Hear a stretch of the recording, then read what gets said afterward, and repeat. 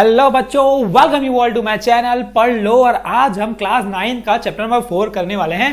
तो ये है linear equation and to variable. तो ये वीडियो को एंड तक देखो और पूरा कॉन्सेप्ट आपको क्लियर हो जाएगा। तो ये पहली वीडियो है इस चैप्टर की जिसमें हम इंट्रोडक्शन पार्ट देखेंगे, उसके बाद हम एक्सरसाइज के क्वेश्चंस देखेंगे 1 बाय 1 की क्या है एक्सरसाइज में। तो चलिए हम linear equation and two variable को स्टार्ट करते हैं। अगर इस चैनल पे नए हो तो इस चैनल को जल्दी सब्सक्राइब कर लो ताकि आपको आगे के सॉल्यूशंस क्या है कंटिन्यूअसली मिलते रहें, क्योंकि यहाँ पे बहुत सारी चीजें हम करने वाले हैं।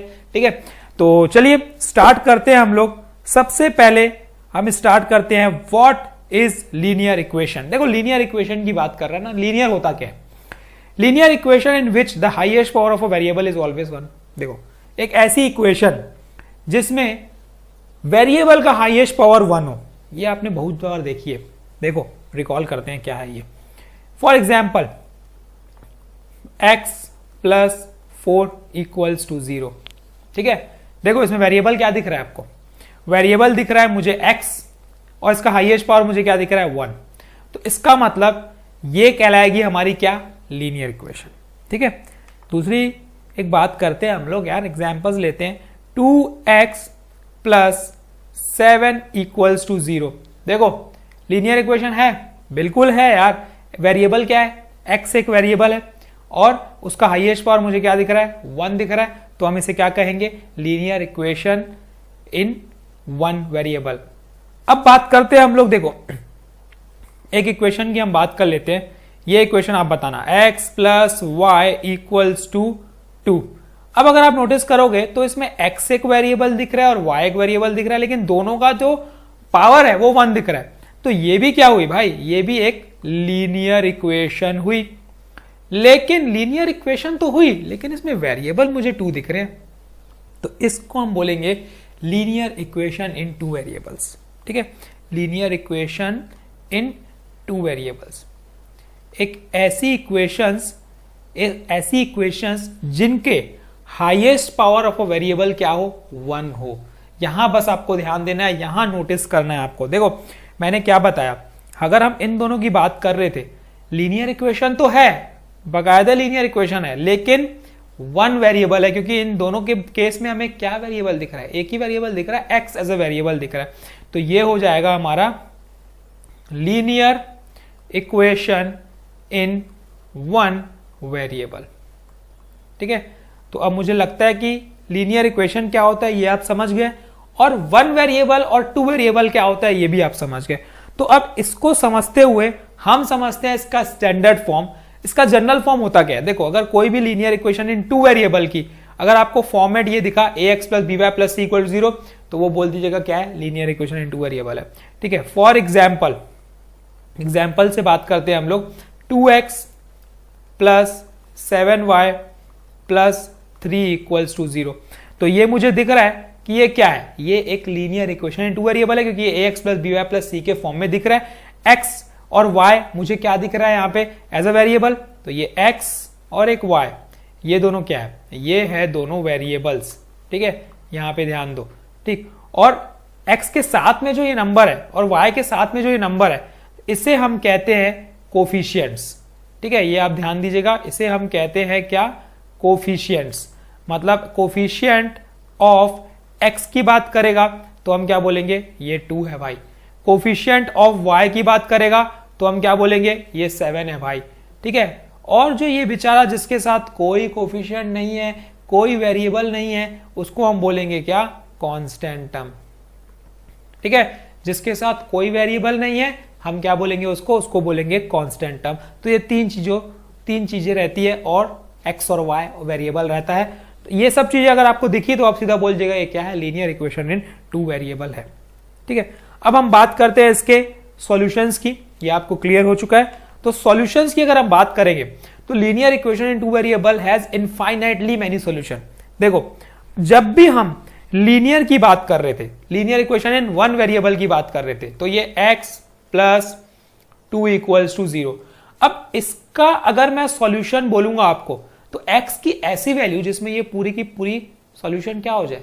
पूरी की पूरी इक्वेशन क्या हो जाए? 0 हो जाए। तो मुझे दिख रहा है कि भाई x = अगर -2 पुट करता हूं मैं इसमें, तो ये पूरा का पूरा इक्वेशन क्या हो जाएगा? 0 हो जाएगा। तो x = -2 इसका क्या हो जाएगा? ये इसका हो जाएगा सॉल्यूशंस। ठीक है, ये उसका हो जाएगा सॉल्यूशन। लेकिन मैं नोटिस करता हूं कि अगर variable in one variable, equation in one variable है, linear equation in one variable है, तो उसका हमेशा हमेशा कितने सॉल्यूशंस होते हैं? वन सॉल्यूशंस पॉसिबल है।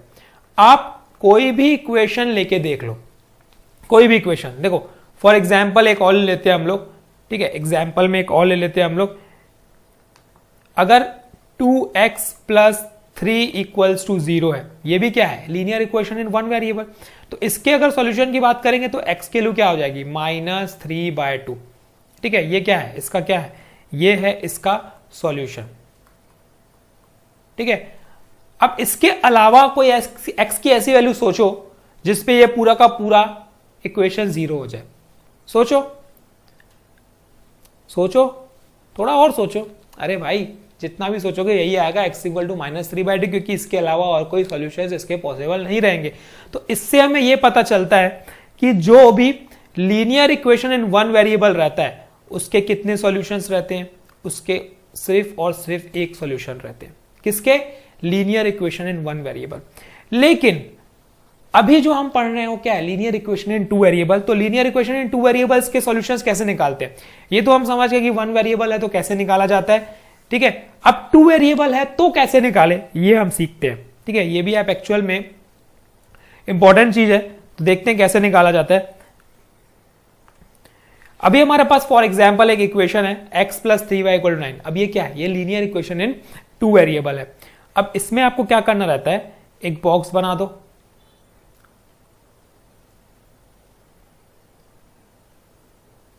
ठीक है, ये आपको क्लास 10th में काम आने वाला है, तो इसीलिए अच्छे से प्रिपेयर कर लेना है इसकी। अब x की हम खुद से वैल्यू एज्यूम करेंगे और y निकालेंगे, और वही उसके क्या रहेंगे? सॉल्यूशंस रहेंगे। जैसे कि अगर मैं लेता हूं x = 0, ठीक है, तो अब देखते हैं क्या वैल्यू आती है। 0 + 3y = 9, तो यहां से क्या मिलेगा? 3y = 9, तो y की वैल्यू क्या मिलेगी? 3। देखो ये मिल गई 3। तो मतलब अगर मैं x की वैल्यू 0 पुट कर रहा हूं तो y मुझे क्या मिल रहा है? y मुझे मिल रहा है 3। ठीक है, तो ये एक किसका सॉल्यूशन हो गया, है ना। वैसे ही एक दूसरा पुट करते हैं हम लोग। x की वैल्यू सपोज हम ले लेते हैं, सपोज हमने ले लिया 3, ठीक है, तो अब देखते हैं वैल्यू क्या आती है।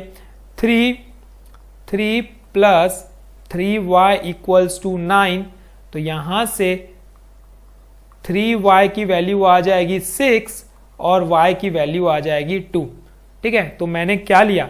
3 पे 9 लिया। अगर x की वैल्यू मैंने 3 पुट की तो y की वैल्यू क्या आई? 2y। ठीक, तो चलिए एक और वैल्यू ले लेते हैं x की।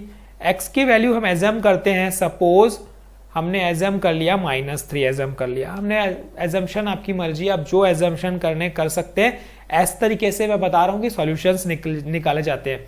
तो अब -3 जैसी पुट करेंगे तो क्या होगा? ये -3 + 3y = 9, 3y = 9 + 3 दैट इज 12।